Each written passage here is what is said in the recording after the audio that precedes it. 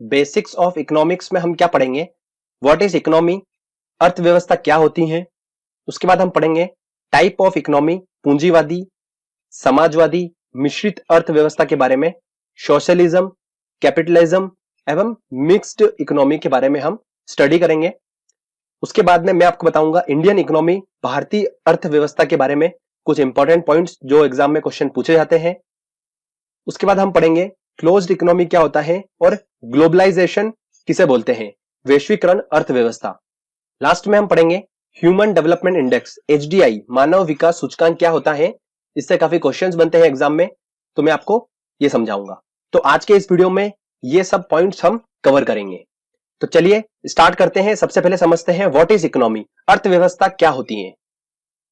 तो दोस्तों हम बात करते हैं अर्थव्यवस्था क्या होती है। देखिए, अर्थव्यवस्था ये दो शब्दों से मिलकर बना है, एक अर्थ और एक व्यवस्था। अर्थ का मतलब क्या होता है, मुद्रा मतलब पैसा, और व्यवस्था का मतलब होता है प्रणाली, मतलब सही तरीका, प्रॉपर वे। क्या होता है, सही तरीका, प्रॉपर वे। तो अर्थव्यवस्था का मतलब यह निकल कर आया, किसी देश में, किसी देश की अर्थव्यवस्था क्या होगी। देखिए, किसी देश में मुद्रा का सही तरीके से चलन, यह जो होता है यही कहलाता है अर्थव्यवस्था। अब एक और चीज समझिए, संसार में मनुष्य होते हैं, ये मनुष्य क्या करते हैं, अपनी आवश्यकताओं की पूर्ति के लिए क्या करते हैं, अपनी आवश्यकता, अपनी रिक्वायरमेंट को फुलफिल करने के लिए दो एक्टिविटी करते हैं। एक करते हैं आर्थिक क्रिया, मतलब इसको बोला जाता है इकोनॉमिकल एक्टिविटी, और एक और क्रिया करते हैं ये non economical activity. Economical activity करके वो क्या कमाते हैं, पैसा कमाते हैं, ठीक है। और नॉन इकोनॉमिकल एक्टिविटी के अंदर वो कोई भी पैसा नहीं कमाते हैं, मतलब समाज सेवा का काम करते हैं। तो समझ में आया आपको, आर्थिक क्रिया और गैर आर्थिक क्रिया। नॉन इकोनॉमिकल एक्टिविटी को क्या बोलेंगे, गैर आर्थिक क्रिया। तो फ्रेंड्स, अर्थव्यवस्था के अंदर हम डिस्कस करेंगे इकोनॉमिकल एक्टिविटी। देखिए, यहां पर स्पष्ट हो रहा है कि अर्थ मतलब मुद्रा, जहां पर मुद्रा की बात आएगी वो आएगा अर्थव्यवस्था के अंदर। और दोस्तों, मुद्रा का संबंध कहां पर है, इकोनॉमिकल एक्टिविटी में है, क्योंकि मनुष्य अपनी आवश्यकताओं की पूर्ति के लिए क्या कर रहा है, एक्टिविटी कर रहा है। अब ये एक्टिविटी कौन सी होती है, यही हम सब डिस्कस करेंगे अर्थव्यवस्था के अंदर। तो इकोनॉमिकल एक्टिविटी में क्या क्या आता है, देखिए, मनुष्य क्या कर रहा है, अपनी आवश्यकताओं की पूर्ति के लिए प्रोडक्शन कर रहा है, ठीक है, पहली चीज तो। और क्या कर रहा है, प्रोडक्शन करना मतलब उत्पादन करना। और क्या कर रहा है, वो इन्वेस्टमेंट कर रहा है, ठीक है। इन सब चीजों से करके वो क्या कर रहा है, पैसों को प्राप्त कर रहा है और अपनी आवश्यकताओं की पूर्ति कर रहा है। और क्या कर रहा है, वो एक्सचेंज कर रहा है, मतलब विनिमय, एक्सचेंज का मतलब होता है, ठीक है, कोई वस्तु के बदले में वस्तु का वो एक्सचेंज कर रहा है और उससे क्या कर रहा है, धन अर्जित कर रहा है और अपनी आवश्यकताओं की पूर्ति कर रहा है। और क्या कर रहा है, डिस्ट्रीब्यूशन कर रहा है। इन सब इकोनॉमिकल एक्टिविटी करके वो क्या कर रहा है, अपनी आवश्यकताओं की पूर्ति कर रहा है। तो ये सभी जो चीजें हैं ये हम डिस्कस करते हैं अर्थव्यवस्था के अंदर। क्लियर दोस्तों। तो फ्रेंड्स, अर्थव्यवस्था का मतलब आपको समझ में आ चुका होगा कि मुद्रा का सही तरीके से चलन होना किसी देश में, उस देश की वो अर्थव्यवस्था कहलाती है। अब हम आगे बात करते हैं, टाइप ऑफ इकोनॉमी को डिस्कस करते हैं। चलिए, टाइप ऑफ इकोनॉमी में हम डिस्कस करेंगे सोशलिज्म, समाजवादी अर्थव्यवस्था, कैपिटलिज्म, पूंजीवादी अर्थव्यवस्था, और मिक्स्ड इकोनॉमी, मिश्रित अर्थव्यवस्था के बारे में मैं आपको बताऊंगा। काफी इंपॉर्टेंट टर्म्स हैं, इनको समझना हमको जरूरी है क्योंकि एग्जाम में क्वेश्चन बनते हैं, ठीक है। अब मैं आपको बोल दूंगा डायरेक्टली कि भारत में मिक्स्ड इकोनॉमी चलती है, तो आपको समझ में नहीं आएगा कि मिक्स्ड इकोनॉमी मतलब क्या होता है। तो पहले ये समझ लीजिए अच्छे से, फिर मैं बाद में अगर बोलूंगा कि चाइना में समाजवादी अर्थव्यवस्था है, तो आपको समझ में आएगा कि समाजवादी अर्थव्यवस्था का मतलब क्या होता है। तो ध्यान से सुनिएगा। सबसे पहले मैं आपको बताता हूं पूंजीवादी अर्थव्यवस्था क्या होती है। अगर किसी देश में पूंजीवादी अर्थव्यवस्था है, इसका मतलब है कि ऐसी अर्थव्यवस्था का एक मकसद होता है सिर्फ पैसा कमाना।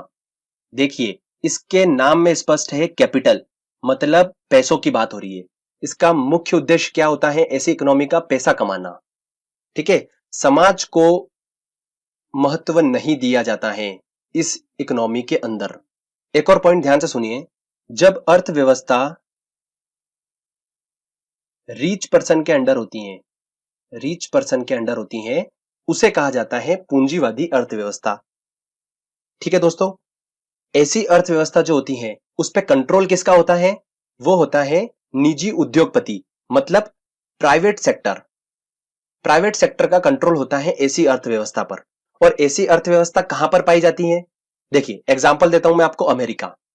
अमेरिका में पूंजीवादी अर्थव्यवस्था है। कैसी अर्थव्यवस्था है? पूंजीवादी अर्थव्यवस्था है। उनका एम क्या होता है? पैसा कमाना। ठीक है, समाज को इतनी प्रायोरिटी नहीं दी जाती है यहां पर। ऐसी अर्थव्यवस्था में अर्थव्यवस्था पे कंट्रोल किसका होता है? प्राइवेट सेक्टर का कंट्रोल होता है, गवर्नमेंट का कंट्रोल नहीं होता है, प्राइवेट सेक्टर का कंट्रोल होता है पूंजीवादी अर्थव्यवस्था में। अब पूंजीवादी अर्थव्यवस्था के कुछ एडवांटेज, कुछ डिसएडवांटेज जरूर होंगे। तो एडवांटेज क्या होता है? एडवांटेज ये होता है कि प्रॉपर लीडरशिप होती है ऐसी अर्थव्यवस्था के अंदर, प्रॉपर लीडरशिप होती है। ठीक है, और डिसएडवांटेज क्या होता है? भेदभाव होता है। समाज के हर तत्वे को लेकर नहीं चला जाता है इसके अंदर, इसलिए इसमें भेदभाव देखा जाता है ऐसी अर्थव्यवस्था के अंदर। तो आपको समझ में आया पूंजीवादी अर्थव्यवस्था क्या होती है? इसका एम होता है पैसा कमाना, समाज को लेकर नहीं चला जाता है इसके अंदर। अर्थव्यवस्था रिच पर्सन के अंडर होती है, प्राइवेट सेक्टर का अर्थव्यवस्था पर कंट्रोल होता है। एडवांटेज ये है कि प्रॉपर लीडरशिप होगी, डिसएडवांटेज ये है कि भेदभाव होगा। ठीक है, अब बात करते हैं हम सोशलिज्म, समाजवादी अर्थव्यवस्था के बारे में। तो चलिए, समाजवादी अर्थव्यवस्था का एम क्या होता है? अगर किसी देश में ऐसी अर्थव्यवस्था है तो उसका एम होता है कि समाज को लेकर चला जाता है, समाज को महत्व दिया जाता है, पैसा कमाना इसका मुख्य उद्देश्य नहीं होता है, समाज को प्रायोरिटी दी जाती है। ठीक है, ऐसी अर्थव्यवस्था को क्या बोलेंगे? समाजवादी अर्थव्यवस्था बोलेंगे। अब एक बात और ध्यान रखिए, जब अर्थव्यवस्था गवर्नमेंट के अंडर होती है, मतलब दोस्तों गवर्नमेंट का कंट्रोल होता है। ठीक है, जब किसी अर्थव्यवस्था पर गवर्नमेंट का कंट्रोल होता है उसे हम बोलते हैं समाजवादी अर्थव्यवस्था। अब ऐसी अर्थव्यवस्था के कुछ फायदे भी होंगे, कुछ डिसएडवांटेज भी होंगे। एडवांटेज ये है कि किसी के साथ भेदभाव नहीं होगा। अगर समाज को लेकर चला जाएगा, हर तत्वे को यहां पर बढ़ने का मौका दिया जाता है, तो यहां पर भेदभाव नहीं देखा जाता है। डिसएडवांटेज इसका यह है कि यहां पर प्रॉपर लीडरशिप नहीं देखी जाती है। ठीक है, क्योंकि पैसा कमाना मुख्य उद्देश्य नहीं है, हर तत्वे को लेकर चलना है, तो लीडरशिप उतनी स्ट्रांग नहीं होती है ऐसी इकोनॉमी में, ऐसी अर्थव्यवस्था में। तो समाजवादी अर्थव्यवस्था को क्लियर हुआ। इसका एम क्या होता है? समाज को ऊपर लेके चलना, पैसा कमाना मुख्य उद्देश्य नहीं होता है। अर्थव्यवस्था पर कंट्रोल किसका होता है? गवर्नमेंट का होता है। एडवांटेज क्या है इसके? भेदभाव नहीं होगा किसी के साथ में। और डिसएडवांटेज क्या है इसके? कि प्रॉपर लीडरशिप नहीं होगी। तो आपको समझ में आया कि समाजवादी अर्थव्यवस्था और पूंजीवादी अर्थव्यवस्था क्लियर हो गया। समाजवादी अर्थव्यवस्था किस देश में चलती है? देखिए चाइना में, क्यूबा में, यहां पर समाजवादी अर्थव्यवस्था चलती है। अब हम बात करते हैं मिश्रित अर्थव्यवस्था किसे बोला जाता है, मिक्स्ड इकोनॉमी क्या होता है। देखिए, जब किसी अर्थव्यवस्था पर, ठीक है, जब किसी अर्थव्यवस्था पर किसका कंट्रोल होता है? पब्लिक सेक्टर, मतलब गवर्नमेंट का भी, और प्राइवेट सेक्टर मतलब निजी उद्योगपति, इन सब का कंट्रोल अगर किसी इकोनॉमी पर है, उस इकोनॉमी, उस अर्थव्यवस्था को हम क्या बोलेंगे? मिश्रित अर्थव्यवस्था बोलते हैं। ठीक है, ऐसी अर्थव्यवस्था जिस पर प्राइवेट सेक्टर और पब्लिक सेक्टर, निजी उद्योगपति और गवर्नमेंट दोनों का कंट्रोल होता है, ऐसी अर्थव्यवस्था को मिश्रित अर्थव्यवस्था बोलते हैं। मतलब समाज को भी प्रायोरिटी दी जाती है और पैसों को भी दी जाती है, दोनों इसका मुख्य उद्देश्य होता है। ओके फ्रेंड्स, अब ऐसी इकोनॉमी कहां चलती है? तो मिक्स्ड इकोनॉमी चलती है भारत में। यह क्वेश्चन पूछा जाता है और पूछा गया है एसएससी में, तो आप थोड़ा सा इसको ध्यान रखिएगा। ठीक है दोस्तों, और अक्सर एग्जाम में ऐसा भी क्वेश्चन पूछा जाता है कि मिक्स्ड इकोनॉमी क्या होती है। तो मिक्स्ड इकोनॉमी में आपको ऐसा ऑप्शन देखना है कि जहां पर प्राइवेट सेक्टर और पब्लिक सेक्टर का सह अस्तित्व हो, बिल्कुल साथ में हो, वही क्या होगी? मिश्रित अर्थव्यवस्था होगी। ठीक है फ्रेंड्स, तो ये टाइप ऑफ इकोनॉमी है जो मैंने आपको बताया, समाजवादी, पूंजीवादी और मिश्रित। आई होप आपको समझ में आया होगा।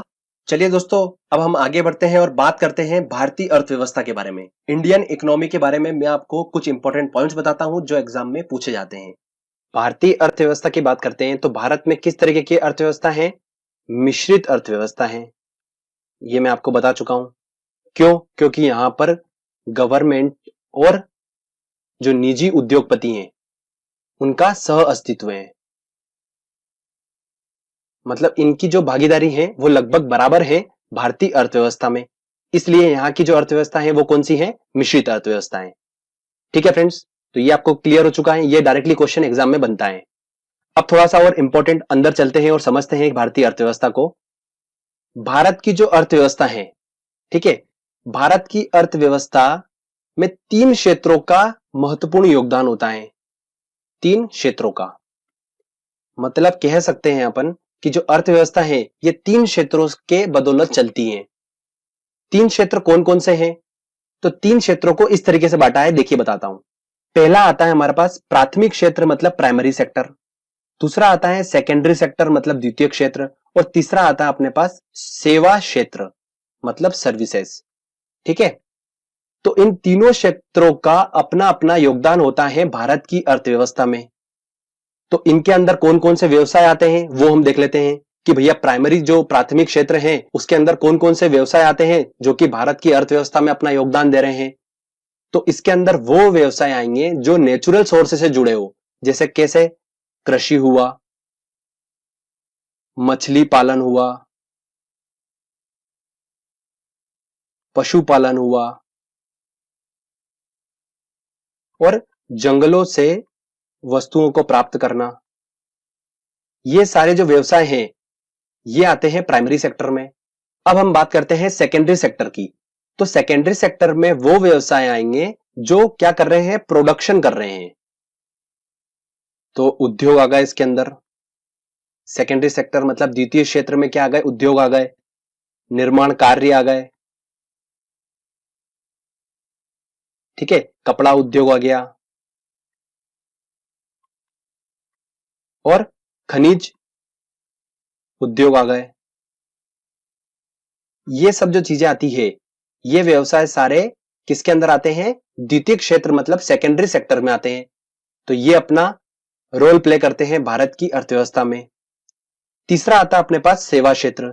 इस सेवा क्षेत्र में कौन कौन से व्यवसाय आते हैं? देखिए, परिवहन मतलब ये सेवा क्षेत्र है, मतलब सर्विसेज है, परिवहन। उसके बाद आता है अपने पास संचार, उसके बाद आता है अपने पास बैंक।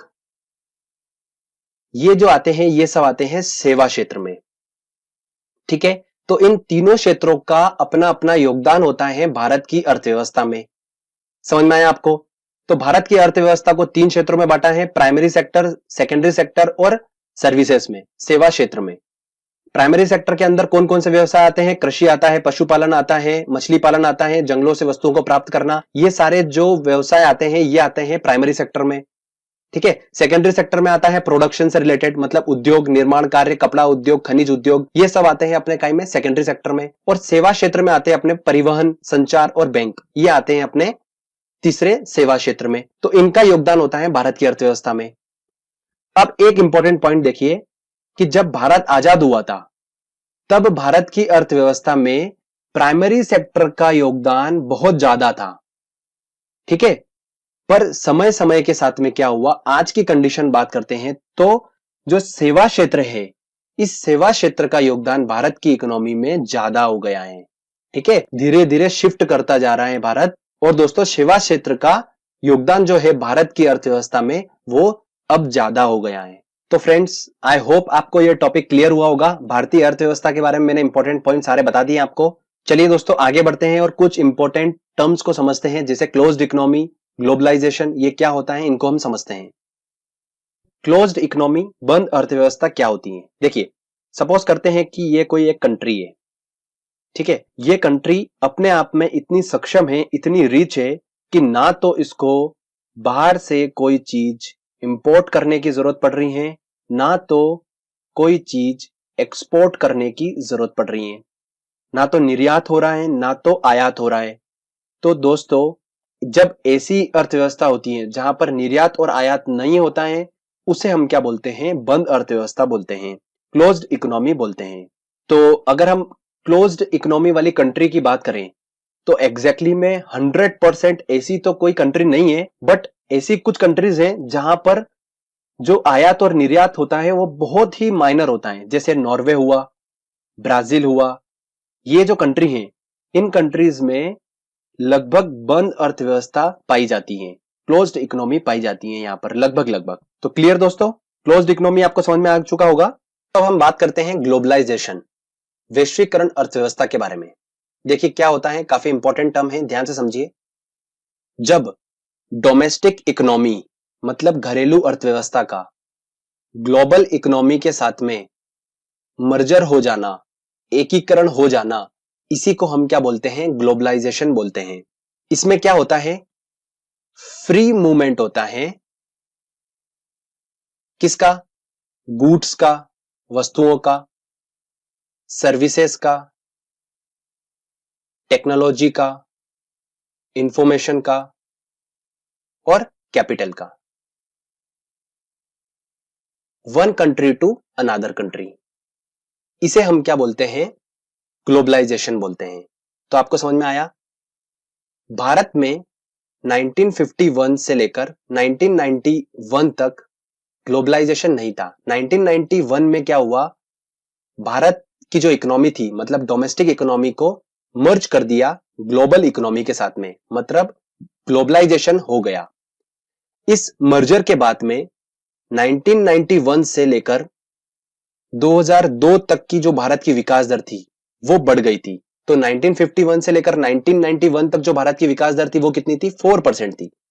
और 1991 से लेकर 2002 तक के आंकड़े देखे जाए तो भारत की जो विकास दर है वो 5.5% रही। तो मतलब एकीकरण के बाद, ग्लोबलाइजेशन के बाद भारत की विकास दर जो है वो बढ़ी है। तो फ्रेंड्स आपको समझ में आया, ग्लोबलाइजेशन का मतलब समझ में आया होगा, डोमेस्टिक इकोनॉमी का ग्लोबल इकोनॉमी के साथ में एकीकरण, मर्जर हो जाना। और भारत में 1991 में ये मर्जर हो गया था, इसकी वजह से भारत की विकास दर जो है वो बढ़ी है। आई होप दोस्तों आपको ये समझ में आया होगा ग्लोबलाइजेशन का टॉपिक। अब दोस्तों हम बात करते हैं ह्यूमन डेवलपमेंट इंडेक्स, HDI, मानव विकास सूचकांक के बारे में। चलिए मैं आपको बताता हूं होता क्या है वो। देखिए, ह्यूमन डेवलपमेंट इंडेक्स किसने बनाया है, UNDP ने बनाया है। UNDP का फुल फॉर्म क्या होता है, United Nation Development Programme, UNDP। इसने इस इंडेक्स को बनाया है और इसका हेडक्वार्टर कहां पर है, न्यूयॉर्क में है। अब मानव विकास सूचकांक जो है, ये इंडेक्स जो है, ये करता क्या है, ये इंडेक्स हमको बताता है कि कोई देश कितना विकसित है, कितना विकासशील है और कितना अविकसित है। ये इंडेक्स हमको बताता है। तो ये इंडेक्स जो होता है वो क्या करता है, विभिन्न देशों द्वारा स्वास्थ्य मतलब जीवन प्रत्याशा, शिक्षा और प्रति व्यक्ति आय में कितनी बढ़ोतरी हुई है, कितनी उन्नति हुई है, इन सब चीजों की उन्नति को देखते हुए वो क्या करता है, हर एक देश को रैंक प्रदान करता है। और इस रैंक के अकॉर्डिंग भारत जो पहले था वो 130वीं रैंक थी, बट अभी लेटेस्ट 2017 मार्च की बात करें तो एक स्थान पिसल कर भारत 131वीं रैंक पर आ गया है। तो आपको समझ में आया, ह्यूमन डेवलपमेंट इंडेक्स क्या होता है, मानव विकास सूचकांक एक ऐसा इंडेक्स है, एक ऐसा सूचकांक है जो कि बताता है स्वास्थ्य, शिक्षा और प्रति व्यक्ति आय के क्षेत्र में किसी देश ने कितनी उन्नति करी है। तो समझ में आया अच्छे से आपको। चलिए आगे मैं आपको कुछ इंपॉर्टेंट पॉइंट्स बताता हूं। फ्रेंड्स अब हम 2 पॉइंट डिस्कस करते हैं, एग्जाम में काफी पूछे जाते हैं ये। अल्प विकसित देशों में गरीबी का कारण और भारत में निर्धनता का आकलन कैसे होता है। तो देखिए, अल्प विकसित देशों में गरीबी का मुख्य कारण यह है कि उस देश में जो लोग हैं उनकी आय में काफी डिफरेंस होता है, मतलब असमानता होती है। यही उनकी गरीबी का मुख्य कारण है। मतलब कोई व्यक्ति जो है वो बहुत ज्यादा कमा रहा है, मतलब उसकी आय बहुत ज्यादा है, और कोई व्यक्ति जो है वो बहुत कम कमा रहा है। इस वजह से गरीबी वहां पर पाई जाती है। सेकंड पॉइंट है, भारत में निर्धनता का आकलन कैसे किया जाता है। तो देखिए कैसे करते हैं, किसी परिवार द्वारा कितना कंजम्पशन किया जा रहा है, कितना उपभोग व्यय किया जा रहा है, उसके आधार पर भारत में निर्धनता के स्तर का आकलन किया जाता है। समझ में आया आपको, मतलब कितना वो परिवार कितना कंजम्पशन कर रहा है, कितना उपभोग व्यय कर रहा है, उसके आधार पर भारत में निर्धनता का स्तर का आकलन करते हैं। ठीक है, तो ये दोनों पॉइंट आपको समझ में आ चुके होंगे। चलिए दोस्तों अब हम चलते हैं टेस्ट की ओर। जो मैंने बताया है आपको, अगर वो आपने ध्यान से समझा होगा तो आप टेस्ट बिल्कुल आसानी से सॉल्व कर लेंगे। काफी इंपॉर्टेंट टेस्ट है। जो भी क्वेश्चन इस टॉपिक से एग्जाम में पूछे गए हैं वो मैंने इंक्लूड करे हैं। चलिए फ्रेंड्स, हम टेस्ट की ओर चलते हैं और कुछ क्वेश्चन सॉल्व करते हैं। पहला क्वेश्चन है, भारत में किस तरह की अर्थव्यवस्था है? तो भारत में मिश्रित अर्थव्यवस्था है, तो आंसर लगेगा बी आंसर। मिश्रित अर्थव्यवस्था का क्या मतलब होता है? तो सरकारी एवं निजी क्षेत्र का सहअस्तित्व, पब्लिक सेक्टर और प्राइवेट सेक्टर का सहअस्तित्व। क्वेश्चन नंबर 3 है, बंद अर्थव्यवस्था क्लोज्ड इकोनॉमी का अर्थ क्या होता है? तो उसका होता है न तो निर्यात होगा न ही आयात होगा, तो इसका आंसर क्या होगा? डी आंसर होगा। नेक्स्ट क्वेश्चन लेते हैं। ग्लोबलाइजेशन वैश्वीकरण का अर्थ है, देखिए क्या है उसका मतलब होता है ग्लोबलाइजेशन का। मैंने आपको बताया था कि डोमेस्टिक इकोनॉमी का ग्लोबल इकोनॉमी के साथ में मर्जर, मतलब एकीकरण। तो इसका आंसर क्या होगा? सी आंसर होगा। अगला क्वेश्चन है, मानव विकास सूचकांक ह्यूमन डेवलपमेंट इंडेक्स जो है किसने बनाया था? वो बनाया था यूएनडीपी ने, यूनाइटेड नेशन डेवलपमेंट प्रोग्राम ने इसको बनाया था। अगला क्वेश्चन है, निम्न में से कौन सा ह्यूमन डेवलपमेंट इंडेक्स का हिस्सा नहीं है?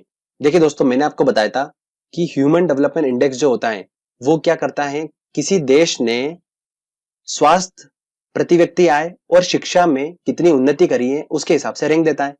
तो जीवन प्रत्याशा, प्रति व्यक्ति आय और शैक्षणिक उपलब्धि, ये तीनों पॉइंट हमारे कवर हो रहे हैं। बचा कौन सा? सामाजिक असमानता, ये इसका हिस्सा नहीं होगा, इसलिए आंसर क्या लगेगा? डी आंसर लगेगा। चलिए नेक्स्ट क्वेश्चन लेते हैं। अगला क्वेश्चन है, अल्प विकसित देशों में गरीबी का मुख्य कारण क्या होता है? देखिए, अल्प विकसित देशों में गरीबी का मुख्य कारण क्या होता है? आय में असमानता होना। मैंने आपको बताया था। भारत में निर्धनता का आकलन किया जाता है, कैसे किया जाता है? परिवार के उपभोग व्यय के आधार पर निर्धनता का आकलन किया जाता है, तो इसका आंसर क्या होगा? सी आंसर होगा।